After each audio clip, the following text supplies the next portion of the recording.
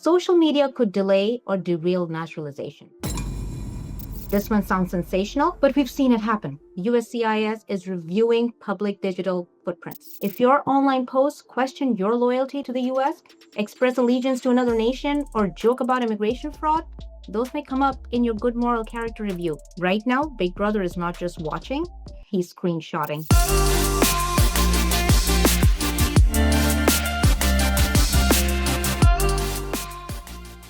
Hello, everybody. It is a privilege to be speaking today and speaking on how to navigate and preserve your lawful immigration status in the United States. Given that everything that is going on in today's day and age, this is a very, very important topic.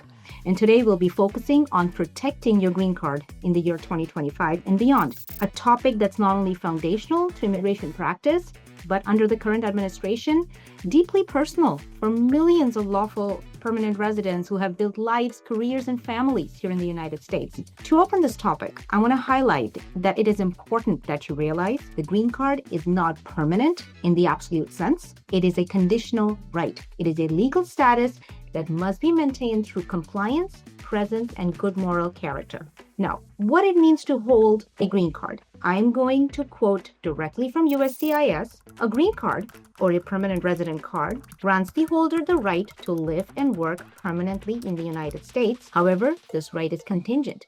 It is not absolute. It can be revoked, abandoned, forfeited, either through conduct, neglect, or misunderstanding of the obligations. It provides significant benefits, including employment flexibility, access to social services, and legal protections under the U.S. law, which is why it is so important to maintain your green card. Now, moving on. What are some of the key legal risks today in 2025?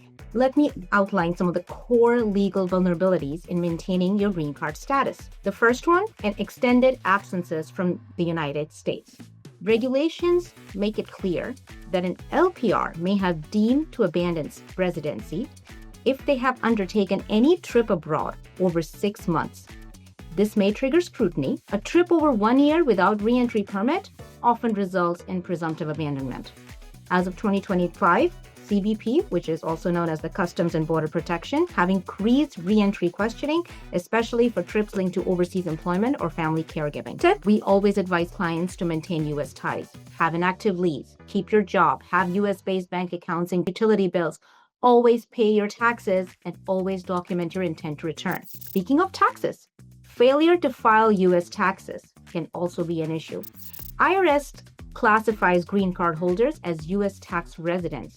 So filing taxes as a non-resident alien or not at all can be interpreted as an intent to abandon your LPR status. Criminal offenses and deportability is another very important issue, and let's be honest, quite in the news recently. Again, under the regulations, green card holders may be found inadmissible or removable for aggravated felonies or crimes of moral turpitude. Even misdemeanors can trigger immigration consequences, especially drug-related charges, fraud, or domestic violence. Best practice, if you're working with a criminal attorney in criminal matters, make sure that your criminal attorney and your immigration counsel are on the same page before any sort of plea deal or agreements are made on your behalf. Something that is often overlooked, but is so important: address changes and alien registration. Not just people here on visas, but even LPRs are required to update their address within 10 days by filing Form AR11. And now in 2025, USCIS has confirmed the continued enforcement of this requirement, including fines or imprisonment for non-compliance. I want to pause and acknowledge something that's becoming increasingly relevant in 2025.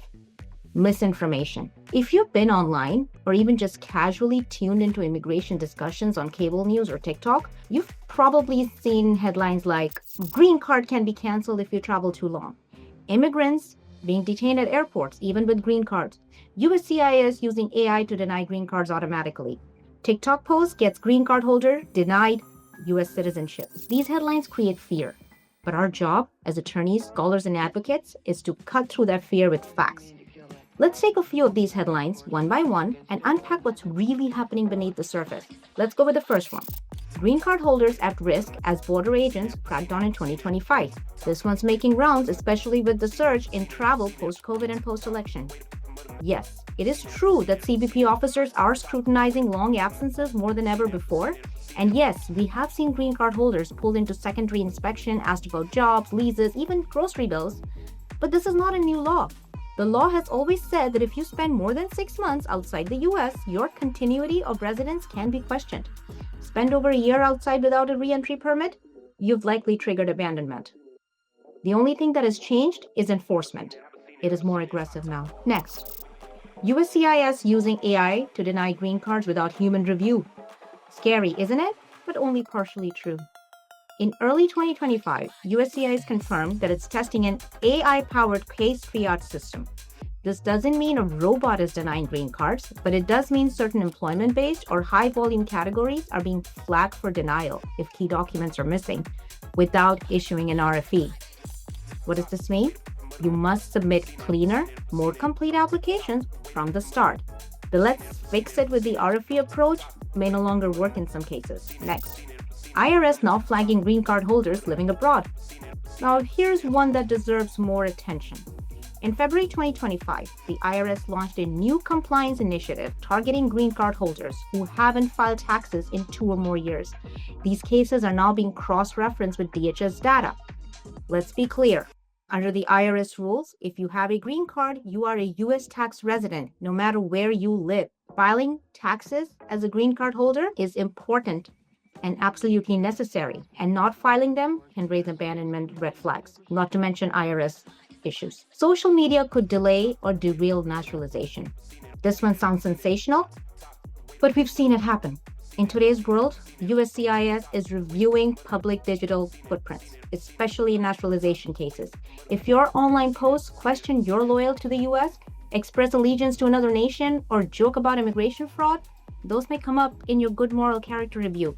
The lesson here, freedom of speech exists, but freedom from immigration consequences, not guaranteed. So right now, Big Brother is not just watching, he's screenshotting. So keep that in mind the next time you post something on social media. Green card delays are worse than ever after the 2024 election. True. In the aftermath of the 2024 election and with the growing political uncertainty, we have seen a spike in citizenship applications per USCIS data released in February. Processing times have increased in some districts from 9 to 14 months, even longer in metropolitan areas. And this matters because green card holders are trying to naturalize as soon as they can due to current immigration tone. However, USCIS has expanded premium processing and implemented AI case triaging to reduce delays in some forms. File early. Remember, applicants can file 90 days before hitting the 5-year mark. The earlier you start, you build more of a buffer. Moving on. USCIS updates, new procedures, filing considerations. Let's talk about that. We have figured that there are a lot of rumors around, but what has actually changed? Let's talk about what's new in 2025. Reentry permits are still critical. If a client plans to be abroad for over a year, you must apply for a reentry permit while physically present in the United States. This is not optional if you want to preserve green card status. No RFEs or NOIDs, notice of intent to deny, in certain cases. Well, since January 2025, USCIS has stopped issuing RFEs and notices of intent to deny for specific green card categories where initial evidence is lacking. It does not apply to every case. However, USCIS has implemented a no second chance policy for specific employment-based and adjustment filings that lack initial evidence. This is a procedural streamlining, not a change in law. And once again, as I mentioned a little while ago, this means that your initial filings must be bulletproof.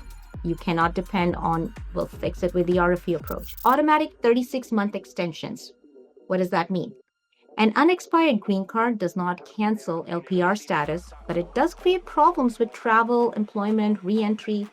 So when you file your Form I-90, for green card renewal, USCIS now grants an automatic 36-month extension, noted on your receipt notice, which serves as proof of status alongside an expired green card. Next, you as a green card holder must now carry documents at all times. LPRs must carry their actual green card, not a copy, and failure to do so may be deemed as a misdemeanor. It might have been rarely prosecuted unless part of a broader issue, but why take a chance today? This is not new, and it's a long-standing requirement. What's changed again is increased enforcement, especially in certain jurisdictions that are closer to the border states or even interior ICE targeted zones. Now, let's be clear. How do you future-proof your citizenship, which is your best long-term shield? After all, naturalization is the gold standard. Now, once again, the truth is a green card gives you rights. Citizenship gives you permanence. We've seen how green card status, while incredibly valuable, can be so fragile. It can be lost by accident, omission, misunderstanding, something as simple as a mixed tax filing or a long trip abroad. But citizenship, once you've naturalized, it's yours. No reentry permit, no abandonment issues, no deportation risk over a paperwork mistake. Let's break down why naturalization is not just an upgrade, but it's actually a legal armor in today's climate.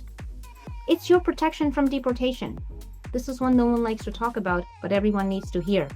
Green card holders can be deported for certain criminal convictions, for fraud, for abandoning residence. Citizens can't be deported with extremely rare exceptions. If you're a long-term green card holder and eligible for citizenship, the single most protective legal move you can make today is to naturalize. It gives you political stability and security. In a world where immigration policy swings from one administration to the next, citizenship brings stability. No more fear about rule changes, no more anxiety at ports of entry, no more wondering whether your status is next in line for policy overhaul. And let's not forget, recently there was a proposal just last year in Congress to reevaluate long-term LPRs who frequently live abroad. It didn't pass, but the fact that it was even discussed is a reminder. Status is not permanent. Policy evolves. Also, let's not forget the global mobility that a U.S. passport affords you.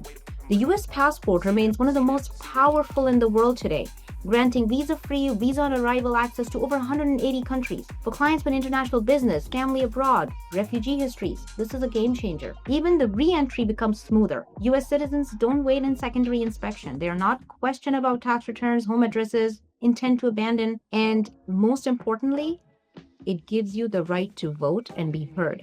2025 is a post-election year, and we're already seeing the mobilization of new voters, many of them immigrants who naturalized in time for the 2024 presidential elections. Green card holders have lived in this country, paid taxes, raised families, built communities, but only citizens get to shape the policies that govern them. Voting is more than a right, it is your seat at the table. Another very important topic that I want to cover today is citizenship for your children. When you naturalize, your minor children may also become U.S. citizens automatically under the Child Citizenship Act, provided they're lawful permanent residents and residing with you in the U.S.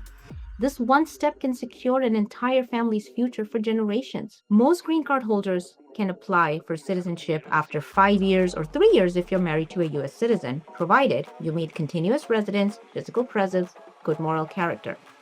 So use the USCIS early filing calculator to determine the earliest filing window, often 90 days before the 5-year or the 3-year mark.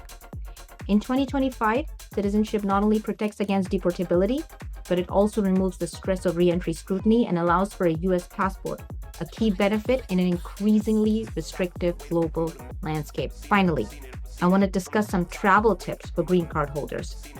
Know before you go. In 2025, global mobility is back in full swing, but then so is border scrutiny. Green card holders face increased questioning, especially after long trips abroad or frequent travel patterns. So let's make sure you know how to travel and, more importantly, return safely. Avoid long trips abroad without a re-entry permit. If you plan to be out of the U.S. for more than 6 months, this is your first red flag. If gone for more than 12 months and you didn't apply for a re-entry permit, you may be seen as having abandoned your permanent residency. Bring proof of U.S. ties when re-entering. If you have been away for several months, be ready to show you still live here, not just visit. Some examples can be a U.S. lease agreement or a mortgage statement, bank statements or utility bills, a letter from your employer or school, tax returns or proof of consistent U.S. filings. CBP officers can and will ask you for evidence of residence. Returning after 6 months, be prepared for questions. CBP will likely ask, where do you live? How long have you been away? Do you still work in the US? You must be able to answer these questions confidently and honestly. Here's what I tell clients. Don't stay outside the US for too long. If you need to, apply for a re-entry permit. Always file your taxes on time as a resident. Don't plead guilty to anything without talking to an immigration attorney. Update your address with USCIS. Always renew your green card on time and track receipt notices. Consider applying for citizenship as soon as you're eligible. In a time of increasing immigration enforcement, complex legal reforms, and policy shifts, protecting your green card isn't just a matter of paperwork. It's literally about preserving the foundation of your life here in the US. Thank you.